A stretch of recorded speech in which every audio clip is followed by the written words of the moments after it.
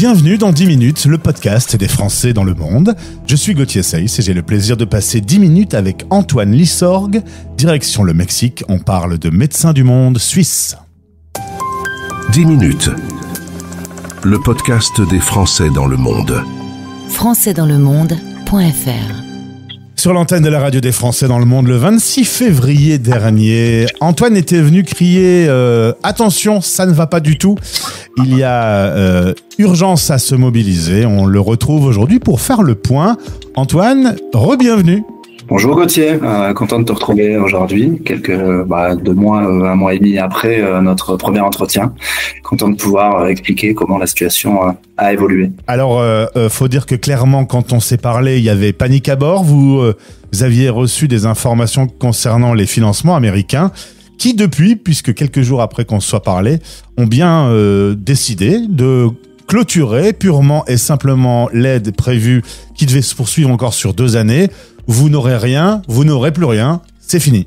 Exactement, donc pour faire un petit retour en arrière, quand on avait échangé le 20 février, on avait eu une première lettre nous annonçant que on devait stopper toutes nos activités pour une période de 3 mois, que le projet allait être révisé pour voir s'il correspondait bien aux nouvelles politiques en matière de coopération du gouvernement américain.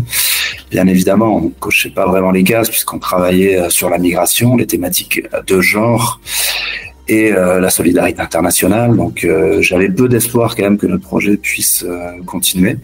Et effectivement, on a une réponse le 26 février, une lettre nous annonçant que la collaboration et le financement avec cette agence du département d'État qui nous finançait prenait tout simplement fin le jour même, le 26 février. Puis on avait un engagement qui devait aller même au-delà. On devait terminer donc ce deuxième contrat, parce que c'est sur 3 ans, chaque année on renouvelle un contrat. On aurait dû terminer septembre 2026. Donc là, c'est presque 2 ans de projet qui sont terminés. Et pour être concret, ça représente à peu près 800 000 euros de perdus. C'est ça, entre 750 000 et 800 000 euros. C'est ce qu'on perd et c'est surtout quelque chose sur lequel on comptait pour les années à venir pour financer des équipes médicales, des équipes psychosociales, la logistique d'un projet tel que celui de Médecins du Monde pour venir en aide aux populations migrantes qui traversent le Mexique. Alors, ton cri d'alerte a été relayé par plusieurs autres médias. Tu es passé sur Radio-Canada, Le Soir en Belgique et en France RFI et France 24, qui sont des médias internationaux. Tu penses que ça a été utile, du coup ? Je pense que oui, puisque quand on avait échangé, je crois que c'était le premier média que je faisais, donc déjà je te remercie. J'avais contacté de moi-même plusieurs médias de fil en aiguille, des contacts, et je crois que ça a marché.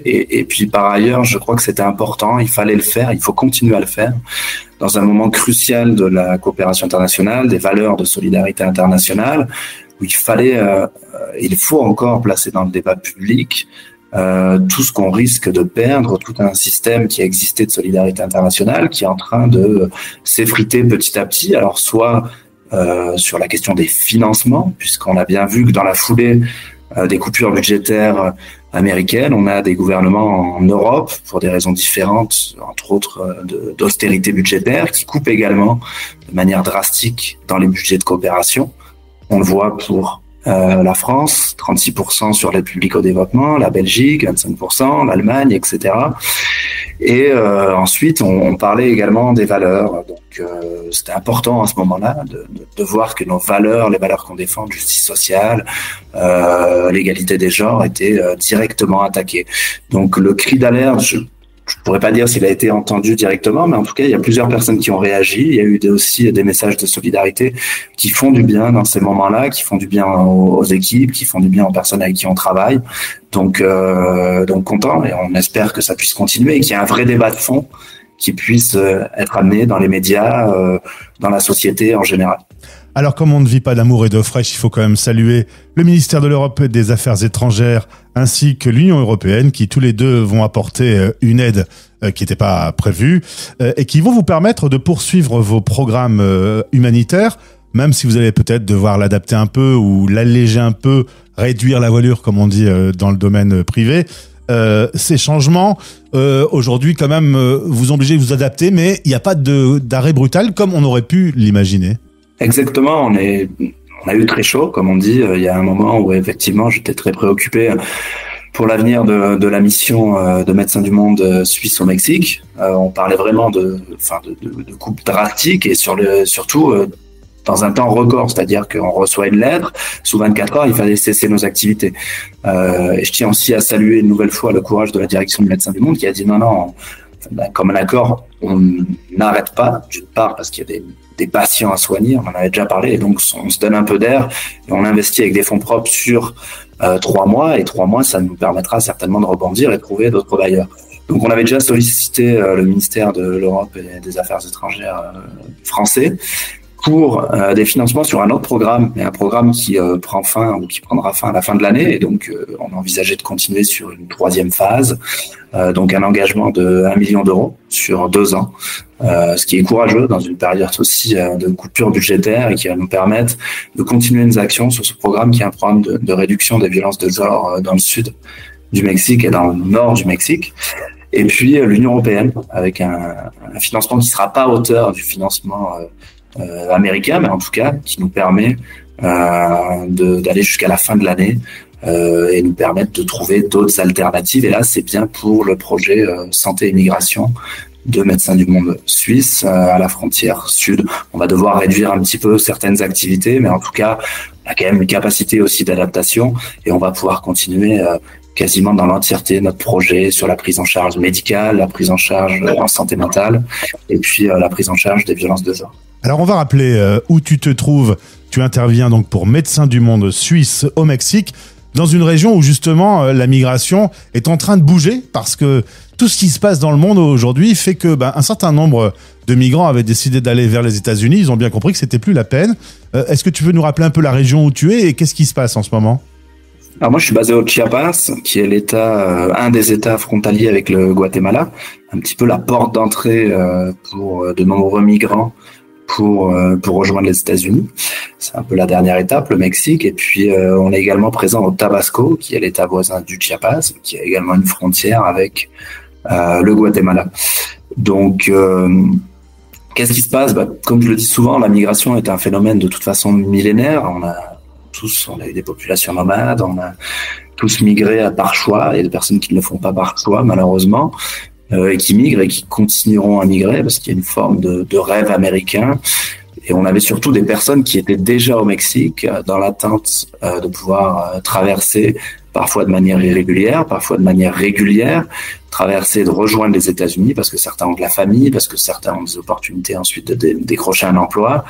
Et il y avait un programme qui existait jusqu'au 20 janvier, date d'entrée en fonction de Donald Trump, qui s'appelait CBP-1, qui permettait notamment aux migrants qui rejoignaient le Mexique de pouvoir rentrer via une application, donc CBP-1 App, et solliciter une demande, faire une demande d'asile à distance, disons, depuis le Mexique, et en tout cas que cette demande puisse être reçue et ensuite rentrer de manière régulière aux États-Unis. Alors cette application, elle a été annulée dès le 20 janvier, donc on s'est retrouvé avec des milliers de personnes qui avaient fait des milliers de kilomètres depuis des pays d'Amérique du Sud, depuis des îles des Caraïbes comme Haïti, mais ce qu'on appelle aussi des extra-continentaux, donc des personnes qui venaient d'Afrique ou qui venaient de pays du proche Moyen-Orient.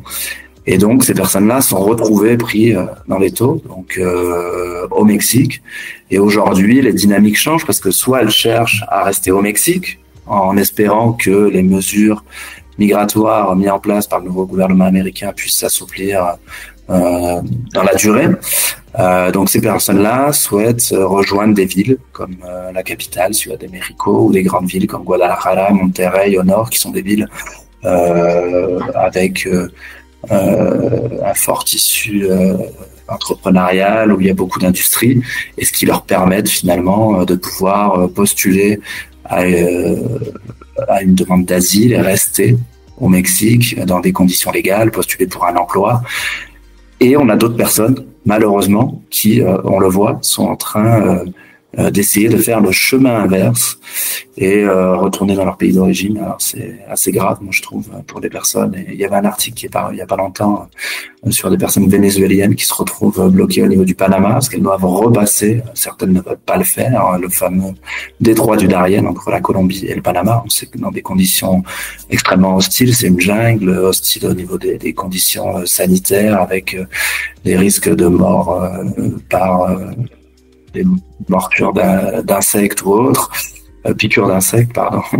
Et puis surtout des femmes qui sont souvent soumises à des violences sexuelles par des groupes armés illégaux et autres. Donc voilà où on en est un petit peu aujourd'hui, des personnes qui sont déportées directement des États-Unis vers leur pays d'origine, même si pour l'instant on s'aperçoit que les déportations massives telles qu'elles avaient été promises, finalement elles ne sont pas si massives que ça. Alors en l'occurrence, on avait entendu que c'était vraiment un peu de l'esbrouf, comme on dit, hein. C'est-à-dire qu'on filmait des personnes qui rentraient dans leur pays. Au final, tu te dis, les Américains ont besoin aussi de main-d'œuvre.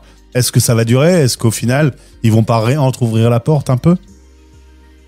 Alors, c'est ce que certains misent là-dessus aussi. C'est pour ça qu'ils restent au Mexique. On dit qu'à un moment, peut-être un risque d'inflation, il faut bien des personnes pour travailler, il faut de la main-d'œuvre, et souvent c'était aussi nécessaire pour travailler dans différents domaines aux États-Unis. Donc il est possible qu'à un moment il y ait un effet de retour de manivelle où effectivement on va voir l'inflation pointer le bout de son nez, d'une part par les taxes et autres qui est en train d'infliger le gouvernement Trump au monde entier, et puis parce que les migrants constituaient un contingent important de personnes qui venaient travailler dans différents domaines aux États-Unis.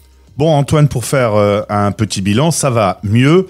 Un certain nombre de solutions ont été trouvées. À suivre quand même pour la suite. En tout cas, merci à ceux qui se sont mobilisés. Elle n'a pas été massive, il n'y a pas non plus une mobilisation, même en Amérique ou en Europe, anti-américaine. Il n'y a pas non plus encore aujourd'hui une grande mobilisation, mais peut-être que ça s'organise, on ne sait pas. On espère, et je le souhaite de tout cœur. Je pense qu'il faut réagir. Une fois de plus, moi j'ai une grande fierté à travailler pour Médecins du Monde, une organisation qui me permet aujourd'hui de parler dans les médias, de dire ce qui se passe sur le terrain. C'est un de nos piliers chez Médecins du Monde. Alors oui, on soigne, mais aussi on a le devoir d'être témoin de différentes injustices qui se passent aux quatre coins du monde. Si on ne le fait pas, qui le fera ? Donc une fois de plus, on doit continuer à le faire. Et j'espère que j'entraînerai d'autres personnes à en parler en public, à en parler au café du coin, où que ce soit, mais il faut en parler. Si on n'en parle pas, ce sera les mouvements dominants, rétrogrades, conservateurs, qui aujourd'hui veulent nous imposer leur politique, leur philosophie de voir le monde, et qui est un monde qui sera bien triste, où il y aura très peu de diversité. Donc parlons-en dans le débat public, et ne restons pas les bras croisés. Il y a beaucoup de choses à faire, chacun à son échelle en tout cas. Et la radio des Français dans le monde est heureuse de relayer ton message. Tu salues toutes les équipes sur place. Au plaisir de te retrouver dans les prochains mois. On garde contact dans tous les cas. Merci beaucoup, Gauthier. Français dans le monde. Vous écoutez la voix des expats.